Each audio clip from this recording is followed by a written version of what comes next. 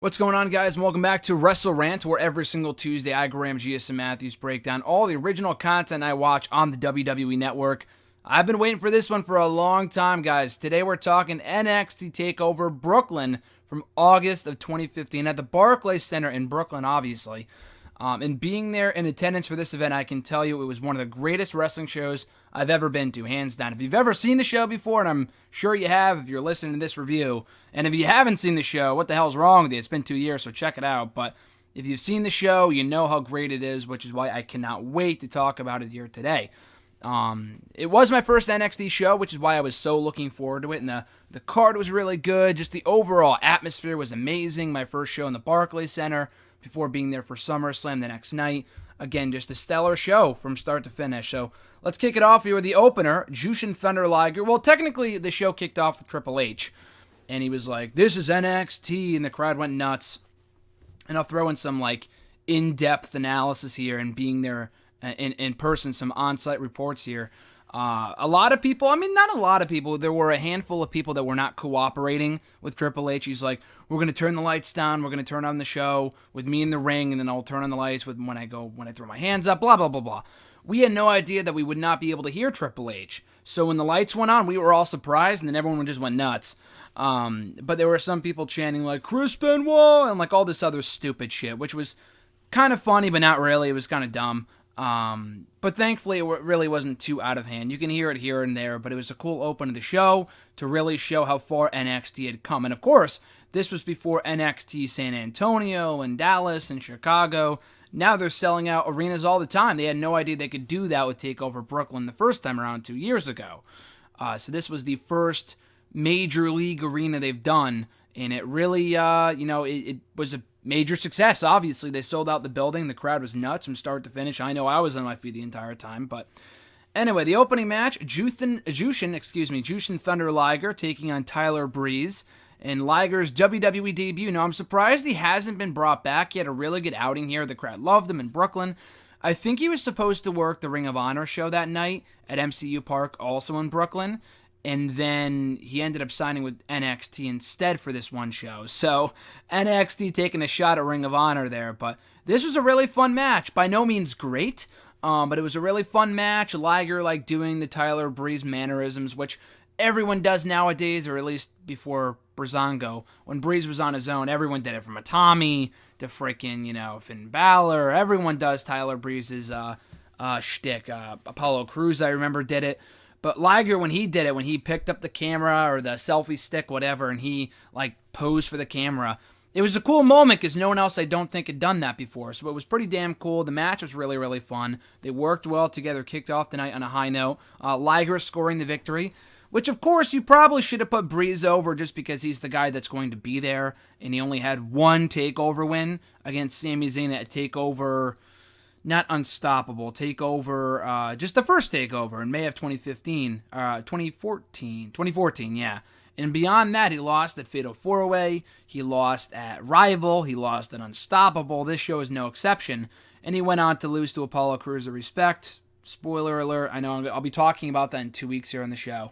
But still, he didn't win many TakeOver matches is the point I'm trying to make. He probably should have won this one, but it wasn't a big deal. The crowd loved Liger. They loved the match. A very fun way to kick off the night. After that, for the NXT Tag Team Championships, the Vaudevillians contending for the gold against Blake and Murphy, who had held the championships since January with Alexa Bliss in their corner. So the whole storyline here was that they had a match in NXT before the event that I don't know if the Vaudevillains won by DQ or they lost. Whatever the result was, regardless of the result, it had featured Alexa Bliss, who had come in, interfered, and helped keep the championships on Blake and Murphy. So it was never confirmed that the Vaudevillains would get some help on this show, but it was pretty much implied, and the only person that made sense was Blue Pants. And I remember John, who had seen the show but didn't really closely follow NXT, had no idea what the appeal of Blue Pants was. But you didn't have to get the appeal of Blue Pants. When you didn't know what NXT was and you watched TakeOver Brooklyn, and you saw her come out and hear the reaction that she got, you would think she was a mega superstar or something. The place went fucking nuts. It was one of the loudest pops the entire night when she came out to help Aiden English and Simon Gotch at before the bout, kind of even the odds for the baby faces. It was a good match. Obviously, it's nothing special in retrospect. It's funny to me because at this point in time, we really had yet to get like a really good TakeOver tag team title match. And I remember telling people at that time, like, oh, the greatest NXT Tag Team Championship match in TakeOver history. And at that point, really wasn't saying much. Like, any match with the Ascension was not that good. There were a few other matches, like the one I talked about from Unstoppable, and even the one from Rival that really wasn't that good with Blake and Murphy versus the Lucha Dragons, and then Blake and Murphy against Enzo and Cass, which was good. This I thought was really good. The Vaudevillains, on paper, obviously now looking back, it's been 2 years and one of them's already gone and the group is already no longer. It's already no more. But at that point in time, they were hot baby faces. I still say that they should have put the belts in Enzo and Cass in Brooklyn. Why they didn't do that is beyond me. But the Vaudevillains were the next best thing. They had been there for about a year. They were popular with the crowd. They were way better as baby faces than as heels. They captured the crowd's imagination here. It was a really, really good match. Alexa Bliss attempting to interfere, of course, like I said. Blue pants, evening the odds. And in the end, the Rolling Dervish, or is that what it's called? Something Dervish, I don't know. From Simon Gotch, and they scored the victory. The Vaudevillains, the new NXT Tag Team Champions, and the result that it should have been. Blake and Murphy were decent in the ring. They were just never a great team. They just never really did much to stand out amongst the rest of the pack in the NXT Tag Team division.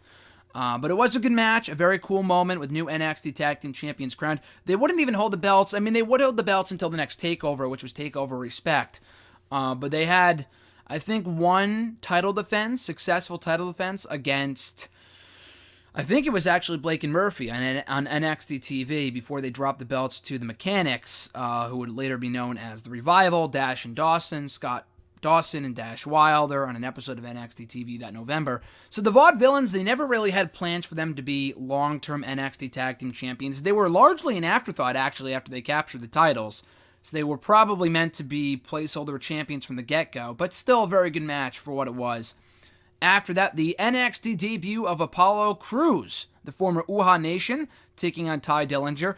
This was right around the time Ty Dillinger started doing the whole 10 gimmick.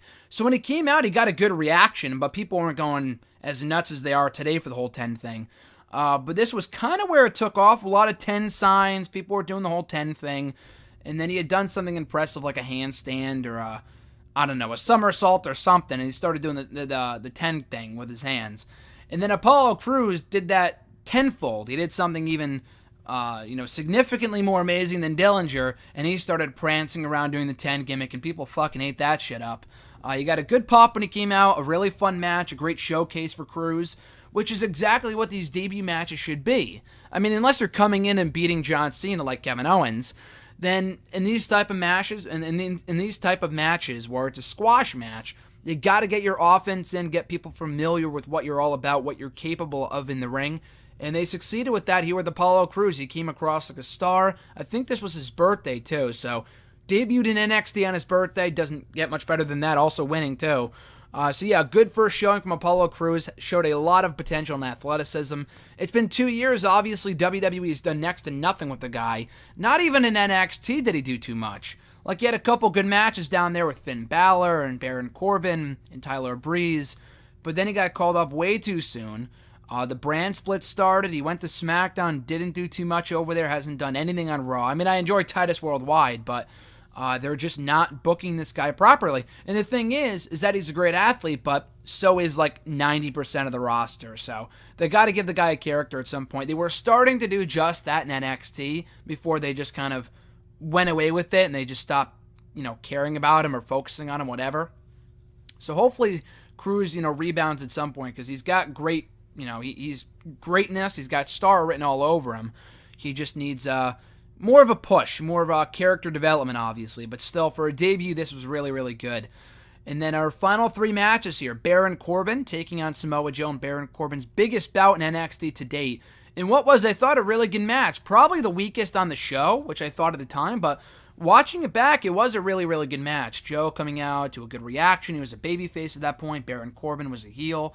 They worked well together. If anyone's going to get a good match out of Baron Corbin, who isn't bad, but he was still kind of finding his footing at this point, it's going to be Samoa Joe. And I thought they worked a real physical, hard-hitting match. Baron Corbin came across great here. He never tapped out. He didn't get pinned. He passed out to the Cohina Clutch. And Joe scored his first TakeOver victory to kind of further his momentum as well. So, yeah, real good match here. Really exceeded my expectations. The feud going in had been well done, with Samoa Joe being the first one to stand up to Baron Corbin after Baron Corbin beat Bull Dempsey and then Rhino and a few others.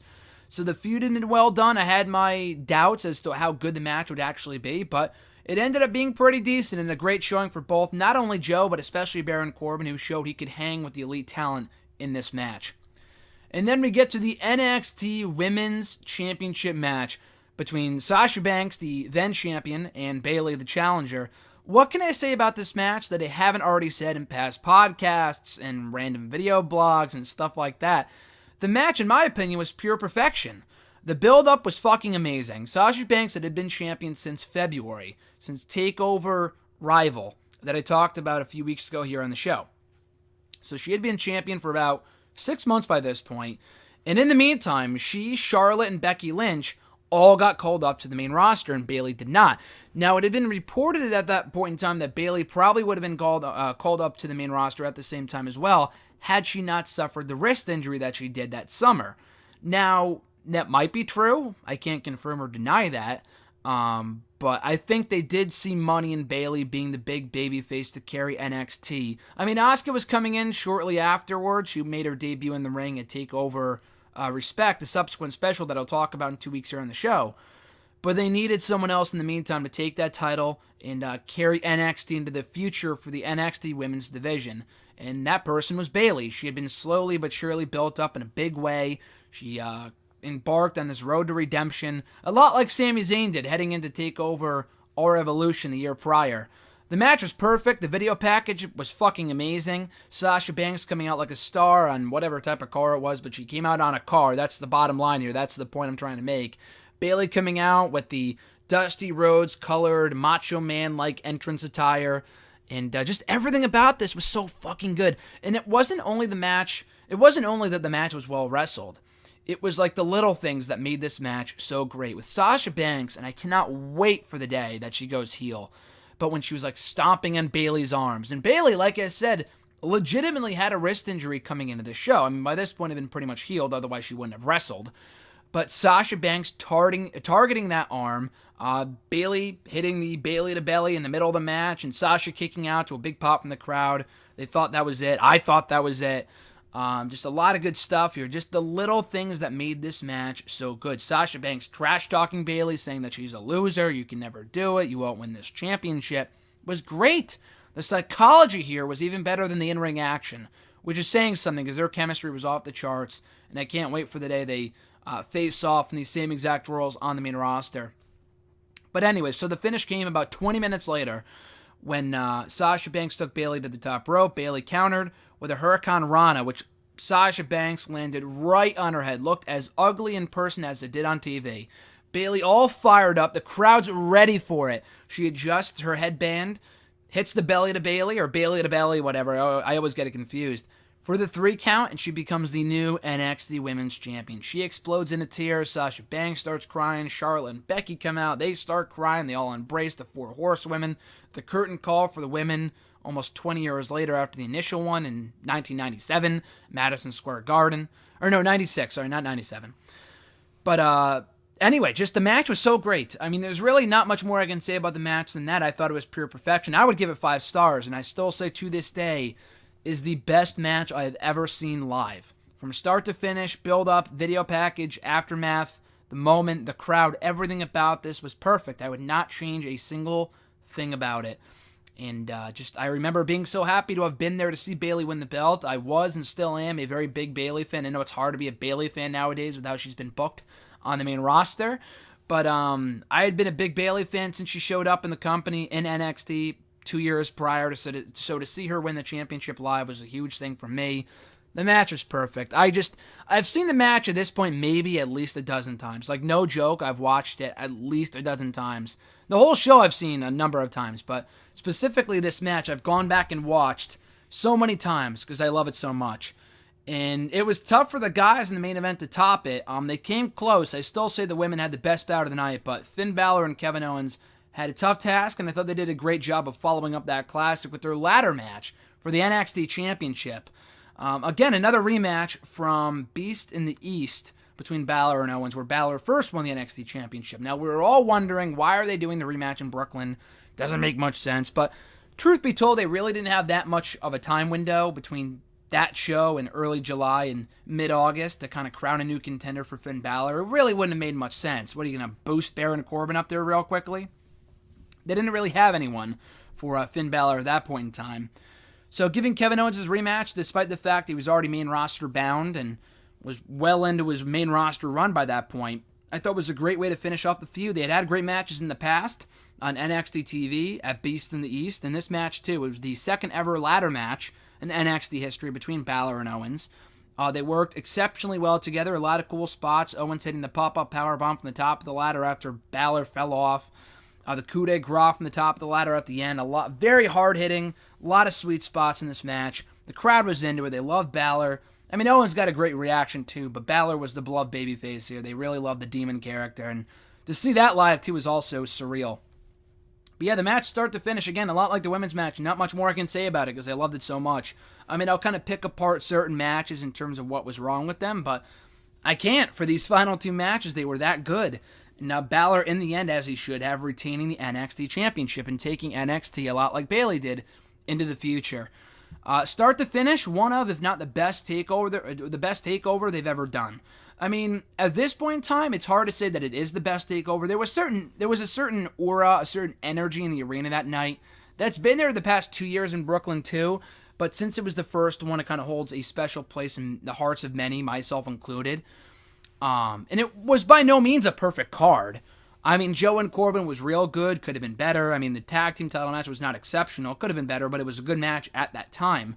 So, watching it back and being there live and watching it live are two very different things. I still say it ranks up there high in terms of being one of the best takeovers to date. Just, you can't beat the crowd in those final two matches. How can you go wrong with in my opinion, the greatest women's match this company has ever done between Bayley and Sasha Banks? That match was phenomenal. So, yeah, TakeOver Brooklyn, 3 thumbs up. I have 2 thumbs. I'll grab someone else's thumb. 4 thumbs up. Why not? This show is too fucking good to not deserve 4 stars. 4 thumbs and 5 stars, in my opinion. Or 6 stars, according to Dave Meltzer. But anyway, guys, that is my review of NXT TakeOver Brooklyn. Love watching the show back. Just an amazing event. You have to watch it if you haven't already. You're really missing out if you haven't. But even if you have, watch it back again. That's how good the show is. So that is my 2 cents on TakeOver Brooklyn. We'll be back next week, taking a bit of a break from the NXT TakeOver reviews to review, I believe, next week, if I'm not mistaken. No Mercy from 2016 in preparation for No Mercy 2017, presented by the Raw brand next Sunday. So that being said, guys, be sure to like this video, drop a comment, share the video, subscribe to the channel for daily content. We'll be back next Tuesday and every day of the week for more content right here on the channel. I'm Graham G.S. Matthews. Have a great rest of your week, folks, and I'll catch your ass down the road.